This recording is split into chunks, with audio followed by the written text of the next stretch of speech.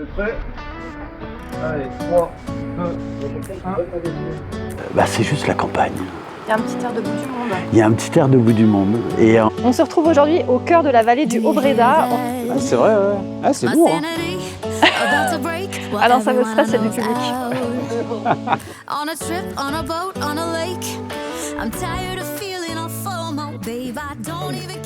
Oh, j'ai envie d'être cinéaste. 2, 1, c'est parti. je suis arrivé ici, j'avais 26 ans. C'était en 1990. Et ça faisait quelques années que je cherchais un endroit où poser mes valises.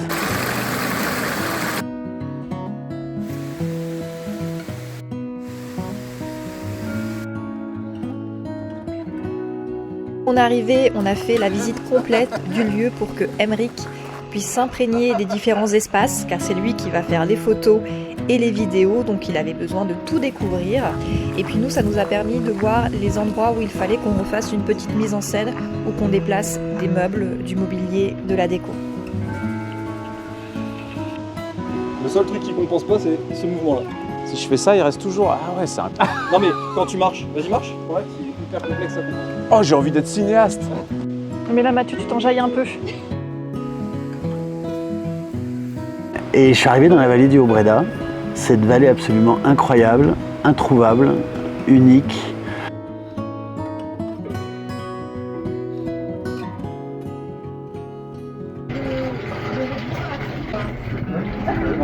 Coupez le robinet parce que ça fait beaucoup de bruit. Le robinet fait trop de bruit. Je dis qu'elle est unique en ça qu'on n'est pas très loin de centres urbains, la vallée du Grésivaudan, Grenoble, Chambéry, Genève, Lyon.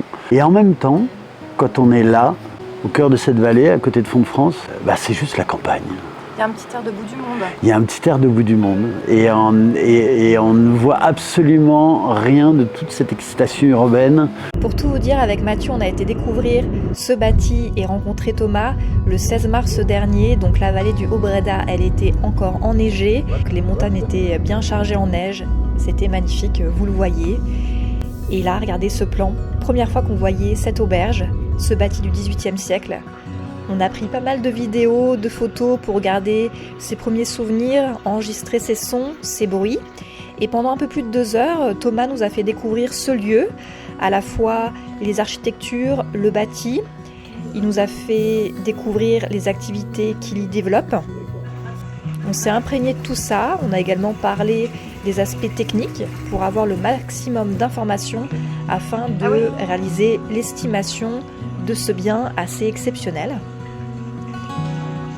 Après, on a quitté Thomas, cette vallée, et on a travaillé pour réaliser l'estimation et on s'est rencontrés une seconde fois à l'auberge avec Thomas pour lui présenter notre travail.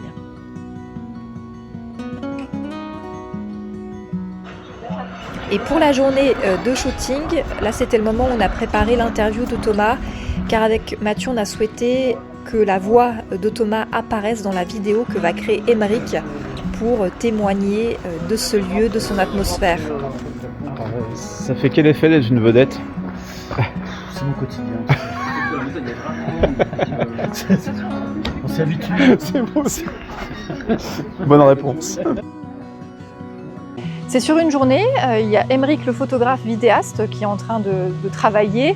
Nous on est là en renfort pour préparer les lieux, la mise en place, s'il y a des choses à bouger, à aménager. On a la chance aujourd'hui aussi d'avoir Charline qui est stagiaire avec toi Mathieu et qui nous aide parce que c'est vrai qu'il y a... on n'y pense pas mais pour les tournages, que ce soit la mise en place, il y a plein de choses à penser et à faire donc on n'est jamais de trop, voilà.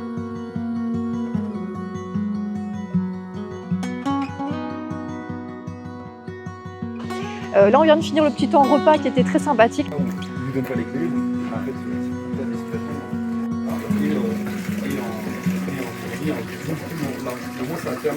Et là on rattaque cet après-midi où là Aymeric fait les photos à l'extérieur et après on va faire les plans vidéo pour les vidéos qu'il va monter, que ce soit vidéo short pour les réseaux sociaux ou une belle vidéo YouTube.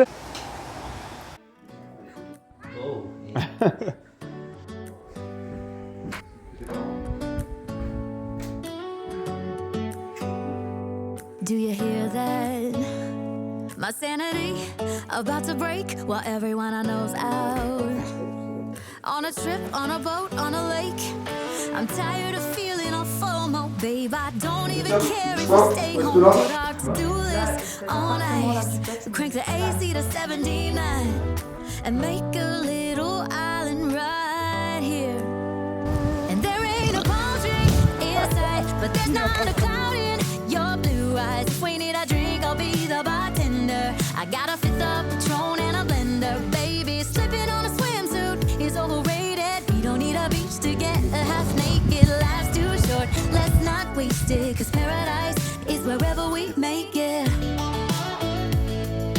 Paradise is wherever we make it. Till the sun's up Monday. We'll tell our phones, do not disturb. I got my straw hat, babe. And you can finally pull the tags on your Tommy Bahama shirt. Blue crush up on the 85-inch sound machine when we wanna hear the ocean. I think everything we need is right here. And there ain't a palm tree in sight, but there's not a cloud in your blue eyes. If we need a drink, I'll be the bartender. I got a fifth of Patron and a blender, baby. Slipping on a swimsuit is overrated. We don't need a beach to get a half naked. Life's too short, let's not waste it. Cause paradise is wherever we make it. Voilà, on pourrait faire, franchement là, on pourrait faire... Je sais que t'aimes pas quand t'es éloigné, mais je filme comme ça, c'est trop beau. Et là, si tu veux, je te pose quelques questions. Oh, this view of you, it's got everything I need. Yeah, the rooms, they're cheap. And if we don't wanna, we don't ever, ever, ever have to leave.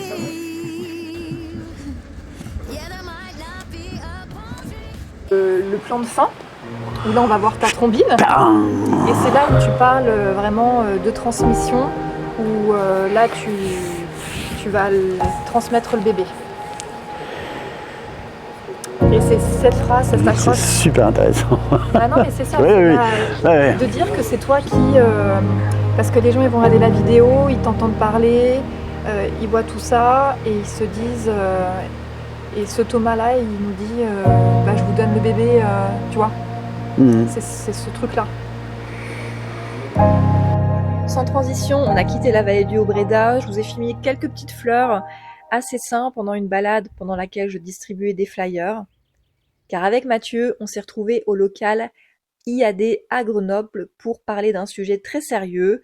C'est notre chaîne YouTube. Car on s'est lancé dans la création de contenu il y a quelques semaines et ça nous demande beaucoup de temps, de conversation, d'échange pour identifier ce qu'on veut vraiment faire à travers ce contenu, ces vidéos. Et on doit vous dire qu'on commence à vraiment pointer du doigt ce qu'on veut vraiment. En tout cas, une chose est sûre, c'est qu'on veut s'amuser et c'est bien le cas car, par exemple, moi je suis très créative, donc le montage, j'adore ça. Mathieu, il a beaucoup d'idées, c'est un créatif aussi, il aime beaucoup le théâtre et donc il s'y retrouve bien dans la création de vidéos, de passer derrière la caméra. Donc on avance bien sur ce sujet-là et dans les prochaines semaines, de belles choses vont arriver car on identifie vraiment ce qu'on veut faire, on veut se différencier, on veut apporter un contenu qui ressemble à nos valeurs, à notre identité. Donc ça prend du temps, c'est normal, c'est pour ça qu'on vous montre aussi l'envers du décor et les coulisses de tout ça. Bon Mathieu. Bien là, on va visiter le local commercial rue Colbert à Grenoble. C'est parti. J'arrive à ouvrir la porte. Ah, c'est bon. Alors Lucie, est-ce que tu penses qu'il va acheter là? C'est qui en parle déjà ou pas? Pour le local commercial. Donc là, on va faire visiter un musicien apparemment, c'est un musicien professionnel. Il veut y faire son studio d'enregistrement. Trop bien. Il m'a expliqué que déjà, il devait faire plus de 40 000 € d'entrée de jeu de travaux. Donc c'est pour ça que ce local lui plaît, parce qu'il doit faire toute l'isolation acoustique du sol, plafond, mur. Et lui, il lui fallait effectivement plus de 3,50 m. Pour quelle raison, je ne sais pas. On va lui demander. Comme disait Chris, c'est parce qu'il y a une grosse épaisseur d'isolation et donc il va perdre en hauteur. C'est Mathieu au micro et on enchaîne avec des images tournées en extérieur à Cessin, sur différents sites qui nous plaisent beaucoup. On a profité du beau temps, il y avait également Charline, et l'idée c'est de proposer des contenus pour alimenter nos réseaux sociaux, et aussi pour mettre en valeur certains biens qui méritent parfois des coups de projecteur. Ça toujours? Allez, vas-y. Ouais, bon. Attends, faut que je rassemble mes idées. C'est ça, on y va, c'est parti. Et enfin, à Cessin, il y a, comme vous le voyez, le village. En fait, finalement, pourquoi t'es si près? Ça me stresse. En fait, ce qui est très sympa, c'est que les 3 niveaux restent attractifs. 3 niveaux. En fait, ce qui est sympa, c'est que les 3 niveaux sont attractifs et séduisent tout simplement des profils d'acquéreurs différents. Et c'est pas toujours facile de tourner des images comme ceci, mais ce qu'on peut dire, c'est qu'avec Lucie, on s'amuse particulièrement dans cet exercice. Et ici, nous sommes à Cessin pour découvrir une maison qui méritait un véritable coup de projecteur, puisqu'elle n'est pas facile à comprendre juste au travers d'une annonce. On s'est dit qu'on allait y tourner des images. Là, nous sommes dans un appartement T2 qui est loué actuellement en Airbnb, mais dans cette maison, vous trouvez aussi un studio loué en meublé, différents espaces jardins, et surtout un appartement principal qui est magnifique. Regardez ces volumes. Moi, je suis bluffé par cet espace de vie. La rénovation, elle a été magnifiquement orchestrée par un architecte. Et les vendeurs, bien sûr, on a leur accord pour tourner ces images. C'est un peu tout ce qu'on aime avec Lucie, un mélange de moderne, contemporain, mais aussi un petit peu d'ancien. Lucie, là, on est, je trouve, dans un moment critique Ouais, je suis vénère. de notre shooting. Je te sens énervé. Il n'y a rien qui se passe comme il faut. Oh, le plan, par contre, il est magnifique. Ah, franchement. Quand je dis j'ai eu la chance, c'est dans le sens où, oui, j'avais cette intention-là, mais il y avait aussi quelqu'un qui était en face, il y avait beaucoup de gens qui étaient en face, qui étaient en attente d'un lieu comme ça, d'un lieu où on partage la vie qui passe, les saisons, qui sont très marquées à la montagne, à 1000 mètres d'altitude, où on a aussi tout un réseau de producteurs qui vont nous donner des produits qui sont incroyables et qui changent, qui sont incroyables, que ce soit au mois de mai, au mois de juin, que ce soit au mois de septembre, au mois d'octobre ou en plein mois de décembre. Et ça, voilà, j'ai eu cette chance d'être entouré par des gens comme ça. Et c'est ça qui nous rassemble. Ces différences font que on arrive à faire des choses qui sont très fortes.